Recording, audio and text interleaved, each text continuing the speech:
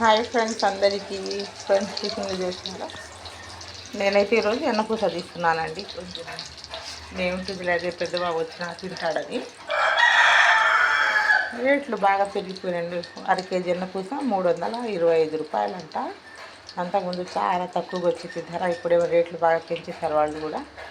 ఏం చేస్తారంటే పోనీలేండి, పిల్లల కోసం తీసుకొస్తే నెయ్యి తింటే మంచిదన్నమాట. ప్రతి దాంట్లో పిల్లలకి నెయ్యి వేసి ఇస్తే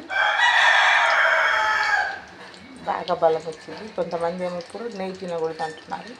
అసలు ఆ మాటలు నమ్మనేకూడదు. వెనకటి రోజులు నెయ్యి ఎట్ట తినేవాళ్ళు, ఎట్టున్నారు వాళ్ళు పుష్టిగా. ఇప్పుడు అంతా రెడీమేడ్ అన్నమాట. నెయ్యి తినకూడదు, ఎక్కువ అన్నం తినకూడదు, ఇంకా ఏం తినాలా అనకూడదులే కానివ్వండి. వాళ్ళు చెప్తుంటారు. మేమే ఆకుకుండా మంచి కడుపు నిండా అన్నం 3 పూట్ల నెయ్యి వేసుకుని తింటే ఏ జబ్బు రాదండి మా కాడికి. అన్ని పచ్చాలు వచ్చి అన్ని రోగాలు చెప్పుకుంటాయి.